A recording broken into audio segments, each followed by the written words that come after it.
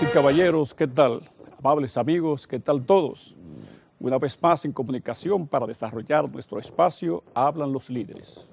Yo soy, como siempre, Laureano Guerrero, su amigo. En esta ocasión trataré de hacer el programa porque mi hermano Aurelio está de viaje. Ya regresará la próxima semana. En esta ocasión también tengo el privilegio de presentar en la primera parte de nuestras entrevistas al licenciado Guarocuya Félix, quien es a la sazón director general de Impuestos Internos. Buen amigo. Gracias por tenerme nuevamente aquí, sí, y sobre todo a Aurelio, que sé que está en un compromiso fuera del país. Sí. Para mí una gran satisfacción. Y lo inquiero de una vez, saludarlo. Perdón, ¿qué me quiere? Perdón, acuérdense que se hace una presentación del y vamos después de la pausa. Ah, tenemos que hacer la pausa. Pero es que fuera de entrenamiento. Está fuera de entrenamiento.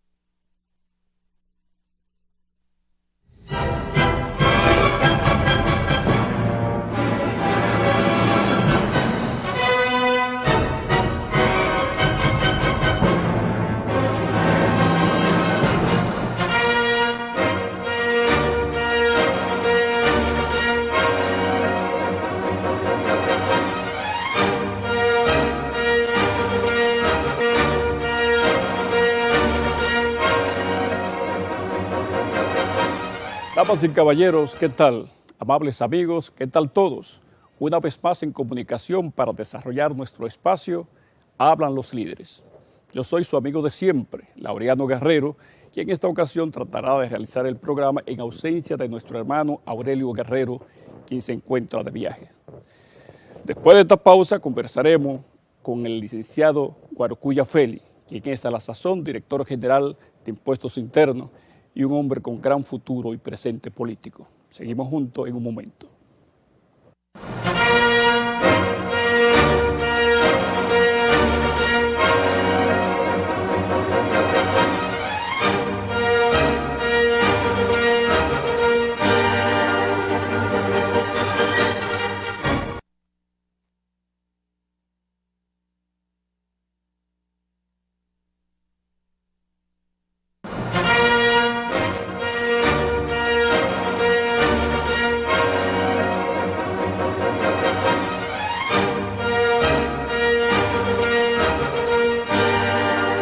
Guarocuya Félix, buen amigo, qué gusto tenerlo aquí. ¿Cómo se siente? Bien, muchísimas gracias por tenerme nuevamente aquí y sobre todo a Aurelio que tuvo a bien invitarme y espero que tenga muy buena jornada en México, parece que está en México. Se merece un buen descanso. Bueno, no descansando que anda, precisamente anda trabajando. Es un placer tenerlo tan cerca en esta ocasión. Y lo inquiero de una vez, Guarocuya, vamos para 3 meses del año, ya empezado enero, febrero, estamos en marzo, a mediados. Creo que es tiempo suficiente para hacer un balance, quizá un estimado de cómo van las recaudaciones camino a este año. Fíjate que las recaudaciones van comportándose bastante aproximado a lo que es el presupuesto general del Estado. Hay que recordar que es un presupuesto, se presupone en ese presupuesto general que vamos a tener un determinado nivel de ingreso y luego un determinado nivel de gasto. Y nosotros nos vamos acercando a lo que establece ese presupuesto general del Estado. Bastante cerca, en lo que corresponde a impuestos internos, una mejor evolución en lo que corresponde a aduanas y seguimos avanzando en tesorería con la cuenta única del Tesoro. ¿Por qué no nos acercamos 100% durante este primer trimestre a lo que establece el presupuesto general del Estado? Porque seguimos teniendo unos precios de los combustibles que van marcando a la baja. Eso es positivo para el país en sentido general, pero a nosotros nos penaliza por el lado de los ingresos de impuestos internos, lo mismo que el precio del oro. Pero en sentido general vamos a terminar bastante cerca durante el primer trimestre lo que establece el presupuesto general del Estado.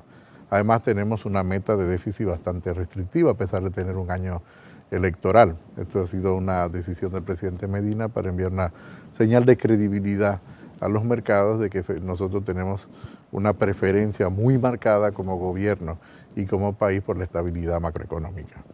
¿Podríamos calificarlo diciendo que hay un déficit o un superávit? No, tenemos déficit, seguimos teniendo un déficit.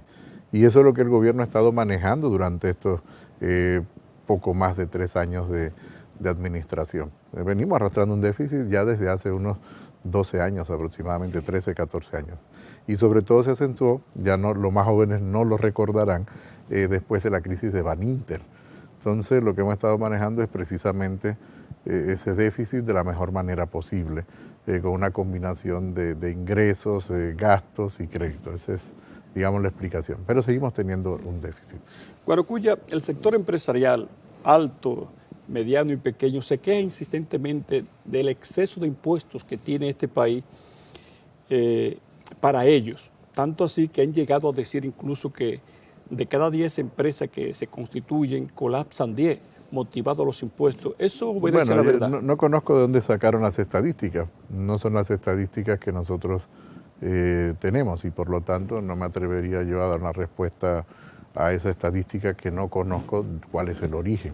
Parece sorprendente, a mí me sorprendió porque 9 de cada 10. Me parece sumamente exagerado. Un país y además, que va creciendo. No solo va creciendo, sino que crecemos también en base tributaria. Es verdad que a una velocidad muy pequeñita con relación a la necesidad que tenemos de ampliar la base tributaria.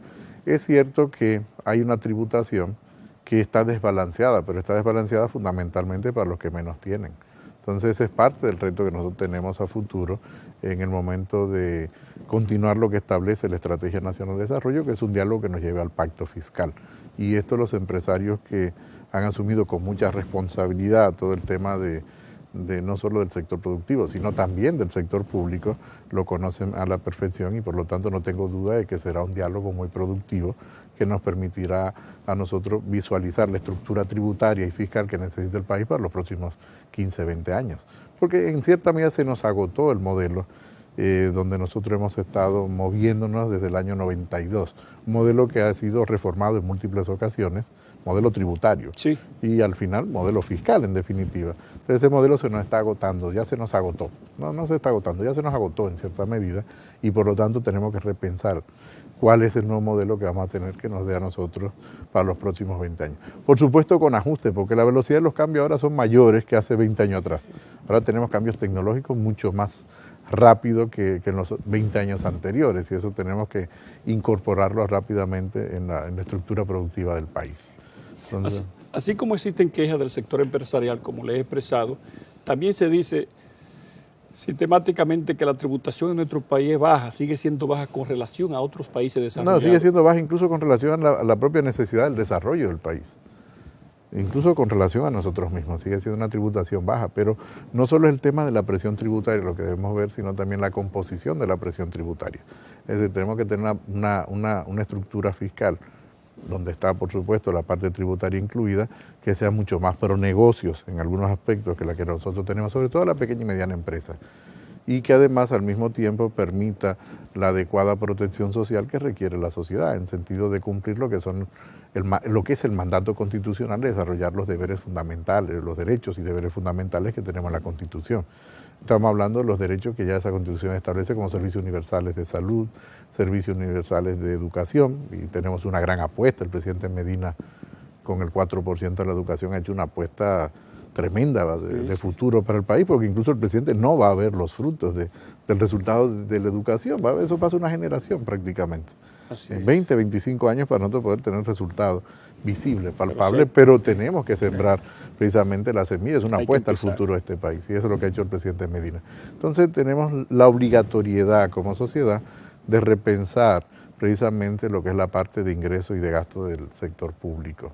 porque de ahí dependen los servicios universales que la propia Constitución establece. Entonces, no tengo ninguna duda de que una parte importante del empresariado reflexiona sobre este tema, le preocupa este tema, pues tenemos que hacer esa combinación. ¿Cómo tener una mejor fiscalidad que nos permita a nosotros niveles de desarrollo aceptables con un entorno apropiado para hacer negocio y generar empleo a fin de cuentas? Porque a fin de cuentas la principal preocupación de la política pública debe ser el empleo. En primer lugar, en segundo lugar el empleo y en tercer lugar el empleo. Una persona empleada necesita menos transferencia y menos subsidios del sector público.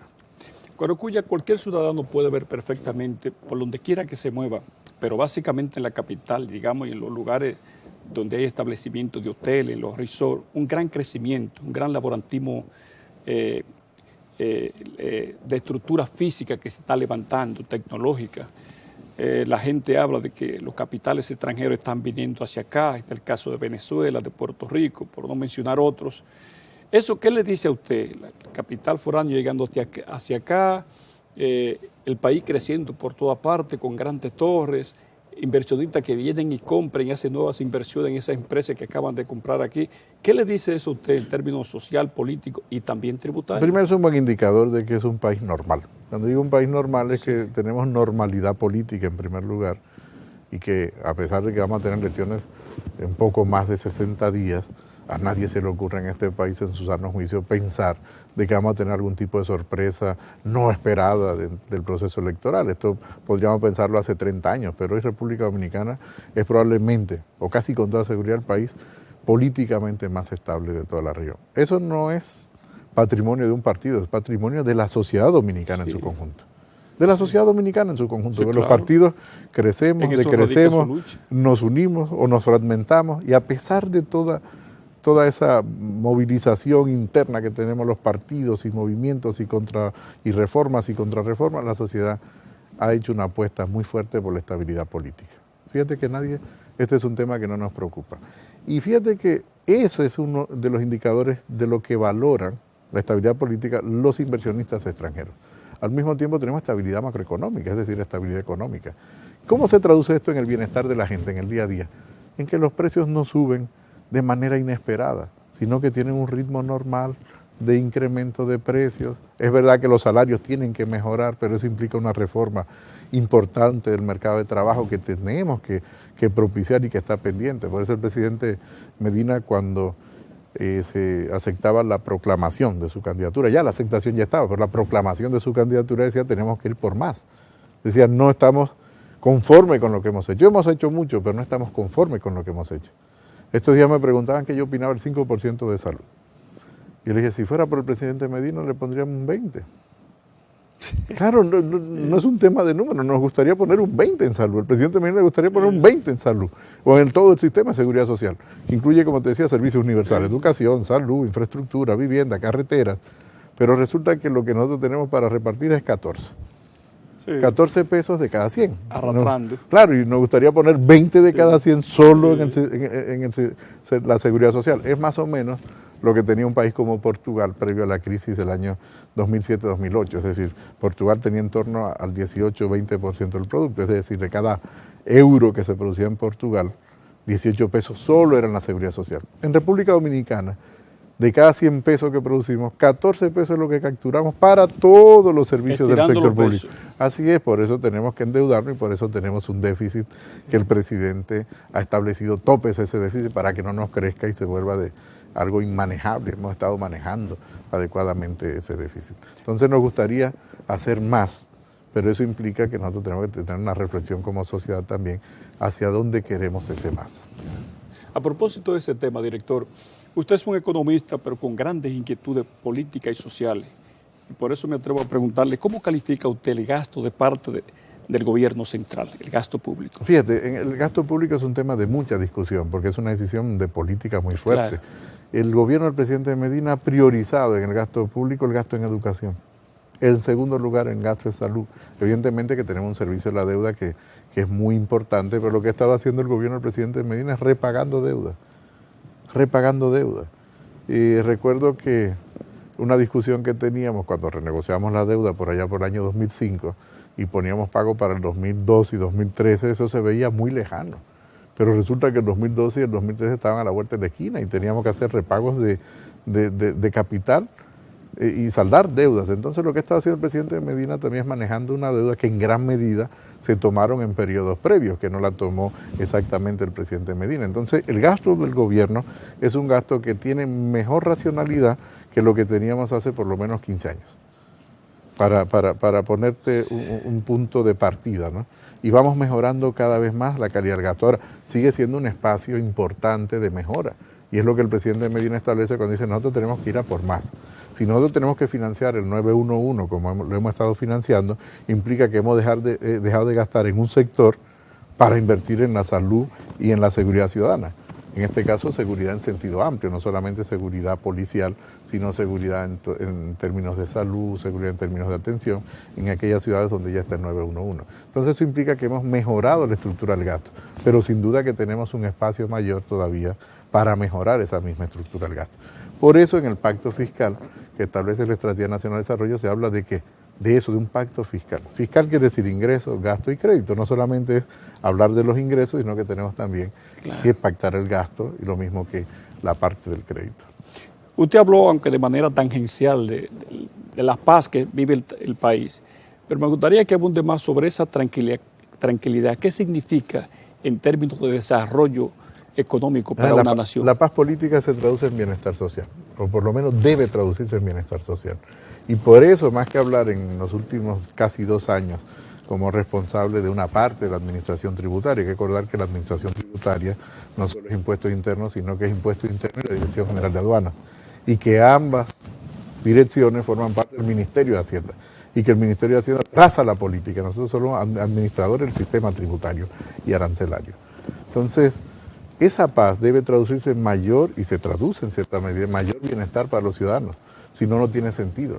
El único sentido que tiene es la calidad de vida de las personas, tener una paz política y una paz social. Te decía que en los últimos 2 años, no hablo de pacto fiscal, ni hablo de reformas de tributos, yo hablo primero de un pacto político, porque quien tiene que establecer los objetivos del desarrollo es la política. No lo puede establecer un administrador tributario, no lo puede establecer un ministro de Hacienda en solitario, no lo puede establecer un presidente en solitario. Y las bases para ese pacto político las tenemos en la propia Estrategia Nacional de Desarrollo y en la propuesta que hacen los partidos políticos al momento del proceso electoral. Entonces, no tengo ninguna duda de que nosotros estamos en un momento muy propicio, pasado el proceso electoral, para un gran pacto político que le permita a la República Dominicana avanzar en el sentido correcto de más calidad de vida para las personas que habitamos en este 3/4 de isla. Y además no podemos dejar fuera nuestra matriz de desarrollo, nuestra estrategia de desarrollo, lo que ocurre en Haití, que son nuestros vecinos más inmediatos. Porque lo que ocurre en Haití repercute en República Dominicana, y lo que ocurre en República Dominicana repercute en Haití. Fíjate que esta semana veíamos, y así lo decía el ministro de Exteriores, por primera vez los 2 embajadores acreditados en la isla, es decir, tanto de la parte de Haití como en el Estado Dominicano, en el Estado haitiano, tienen una reunión conjunta para ver de qué manera con el gobierno dominicano tenemos una estrategia que nos permita a nosotros avanzar políticamente en la estabilidad necesaria que requiere Haití, precisamente para poder avanzar en el diálogo en cualquier sentido. Entonces entiendo que pasa por esa estabilidad política, esa necesaria mantenimiento, en nuestro caso, de estabilidad política. Cuaracuya, finalmente, de acuerdo al vaticinio de todas las encuestas, no hay duda de que el próximo presidente será nueva vez Danilo Medina. Sin ninguna duda. Sí. Me gustaría saber si usted podría hacer una relación entre el gobierno que viene, el cuatrenio gubernamental y ¿Qué nos espera a nosotros? Primero, profundización de las políticas sociales universales. Seguiremos apostando fuertemente por la educación. En este es un segundo momento, es la calidad educativa. Fíjate que en este primer momento fue dotar al país de las infraestructuras educativas necesarias, porque ya muchos no lo recordarán, pero hasta hace no menos de 2 años, y todavía tenemos comunidades que no se han terminado las edificaciones escolares, pero se estarán terminando en los próximos 12 meses. Nosotros teníamos hasta 3 y 4 tandas, 3 tandas por lo menos, en una misma edificación escolar que nos permitía el desarrollo completo de un programa. Hoy estamos hablando de la tanda extendida y además de una atención a los jóvenes y niños estudiantes que va más allá de solamente la atención del servicio educativo, estamos hablando de atención, por ejemplo, alimenticia. Fíjate, ya no hablamos del desayuno escolar, hablamos de alimentación escolar, porque se amplió lo que era el concepto de desayuno escolar, el almuerzo escolar, la merienda escolar, y por lo tanto estamos hablando de alimentación escolar. Entonces, ¿qué se puede esperar? Una profundización en el sector educativo ahora, privilegiando la parte de calidad educativa. Y eso pasa por formación a los maestros, mayor atención a la parte docente de los maestros, pero al mismo tiempo mayor atención al alumno en la capacidad de aprendizaje. Tenemos que seguir ampliando toda la parte de atención primaria en salud. Fíjense que el presidente ha apostado muy fuerte en el sector salud a seguir reformando el sistema. Se aprobó hace relativamente poco lo que es el Servicio Nacional de Salud para la administración de los hospitales, dejando toda la parte de política al ministerio, y eso va a implicar una reforma importante del sector salud en la parte de administración hospitalaria. Concentramos todas las compras de medicamentos en el PROMESE, que ha permitido ahorros significativos en la compra de medicamentos, y por lo tanto ahí seguiremos apostando en mejorar la cobertura y la calidad de los servicios de salud.